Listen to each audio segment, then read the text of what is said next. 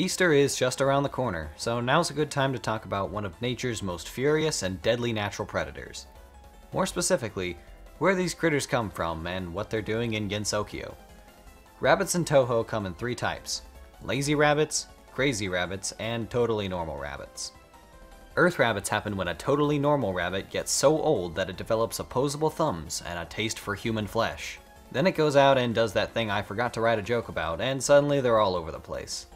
All Earth rabbits also have powerful natural sorcery, which gives them the legendary powers of smacking cakes, cracking japes, and cutting shapes.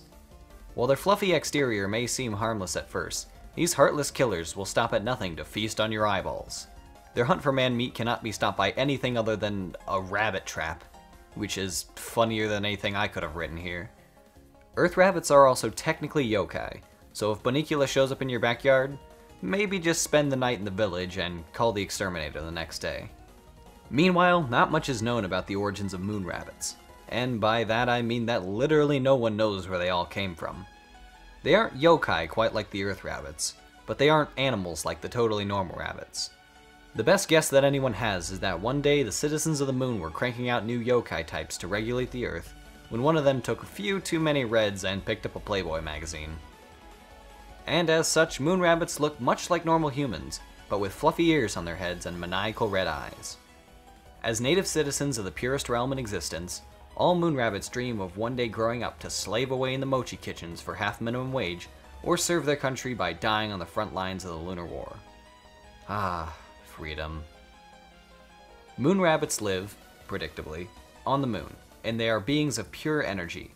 This means that they are also functionally immortal, as long as they don't visit the Earth or get shot in the face. As well as being optimized for head pats and scritches, the ears of the moon rabbits also serve the practical purpose of communication. All rabbits have psychic sensitivity to some extent, and their ears are actually telepathic antennae that are vital for their hive-like movements. So make sure you don't pull on them too hard, or you might start bending spoons. Both moon rabbits and earth rabbits spend most of their time pounding mochi. Earth rabbits pound for Lord Daikoku, but since religion alone is apparently not enough of a motivation, their flower suppliers apparently put drugs into the mochi to excite the rabbits and make them work faster.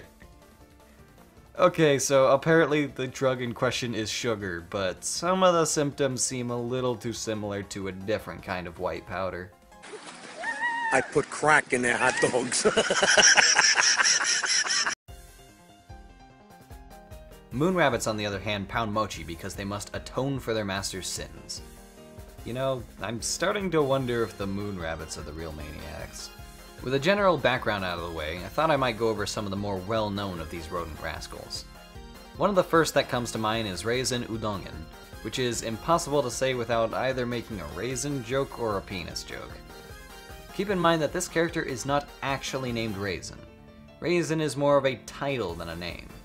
The Watatsuki sisters have a pet rabbit on the moon, and whenever it dies or escapes captivity, they grab another unsuspecting citizen of the moon to be their next living Fumo. This new cuddle slave is also named Raisin, probably to reduce the emotional baggage of losing yet another Playboy model to the bloody tides of the Lunar War. Another recurring rabbit is Tei Inaba. Along with Raisin, Inaba is another recurring rabbit name, though this time referring to every single Earth rabbit living in Entei. Tei knows every single Earth rabbit, as they are all part of a tightly knit gang of anarchists and drug dealers. As shown here, Tei owns a .50 caliber chain gun. She's perhaps most well known for her pranks on Raisin, though she shows no partiality with her morbid trolling, making Tei the only known character to have defeated Yorihime, albeit in an unfair fight. Apparently her godlike powers aren't enough to stop one single Blasty Boy from finding Entei. So what did we learn today?